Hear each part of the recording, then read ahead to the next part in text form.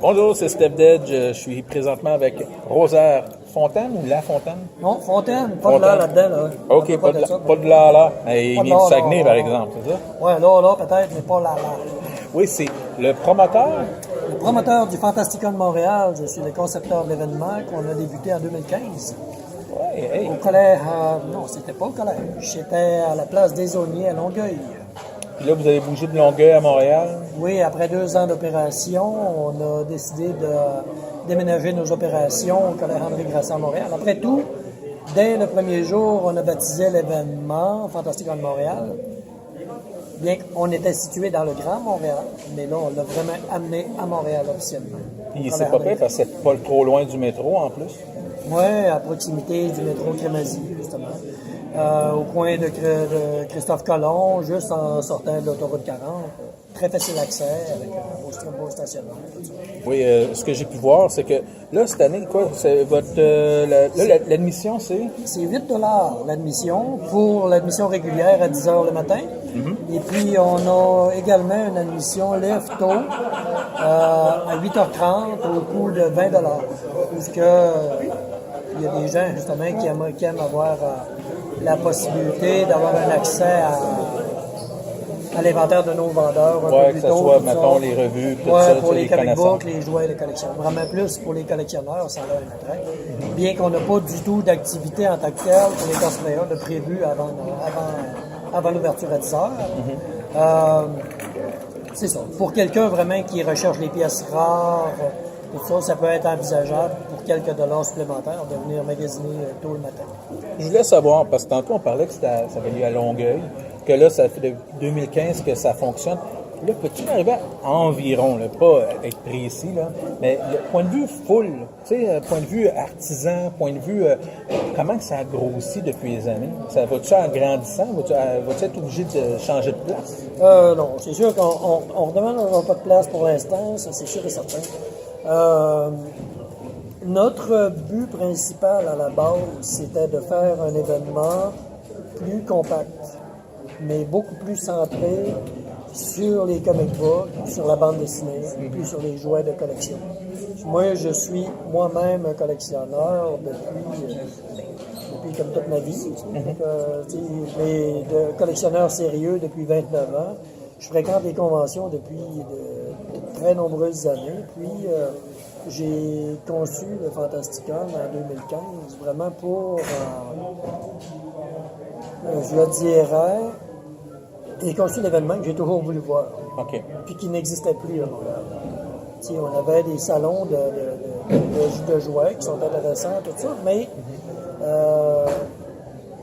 encore là, c'est intéressant si pour quelqu'un, les jouets anciens, vraiment comme des années 50, 60, 70, on n'en voyait pratiquement pas là-dedans. On en voyait peut-être un peu occasionnellement un vendeur qui pouvait en avoir dans des salons de collectionneurs, comme à Drummondville, ou des choses comme ça, mais dans les expositions de jouets qu'il y avait sur l'île de Montréal, on n'en voyait pas là-dessus. Mais là, tu vas avoir, je pense, quelqu'un qui va amener des jouets, je crois, ou des trucs des années 1900 jusqu'à 1900. C'est un concept. Le Fantasticon se veut vraiment une convention. Une convention implique de développer des activités, justement, pour garder l'attention des gens, faire plaisir aux gens qui viennent puis qui se... font pas juste le tour. C'est beaucoup plus qu'une salle de vendeurs. C'est ça, ils font pas juste le tour puis ils s'en vont chez eux, ils peuvent passer la journée. Des activités, on a un concours pour les cosplayers, on a un type, Jean-Carl Gionnet, qui vient avec sa Batmobile, qui a fabriqué de toutes pièces, puis qui nous offre d'ailleurs pour les enfants, qui nous offre des Batmobiles Hot Wheels, qu'on va donner aux 100 premiers enfants qui viennent accompagner leurs parents. On a également un type de Trois-Rivières qui vient nous voir avec, qui va exposer des costumes qu'il a fabriqués, des costumes de Star Wars, des costumes de Star Trek, tout ça, qui est très doué, qui est très reconnu, qui a travaillé sur des costumes de la 501e Légion, quelque chose de même. Et puis, c'est ça. Il y avait un type du nom de Stéphane Corriveau qui tient une page Facebook du nom de Ex Rodimus, un jouet ancien, sur Facebook.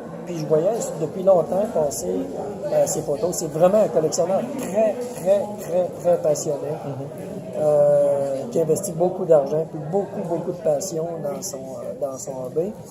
Et puis, je voyais ses photos, puis il met régulièrement des reproductions de pages de catalogue de Noël des années 50, 60, et ça fait rêver. Ce type-là a acquis à travers les années une grande connaissance dans l'évolution du jouet à travers les 100 dernières années.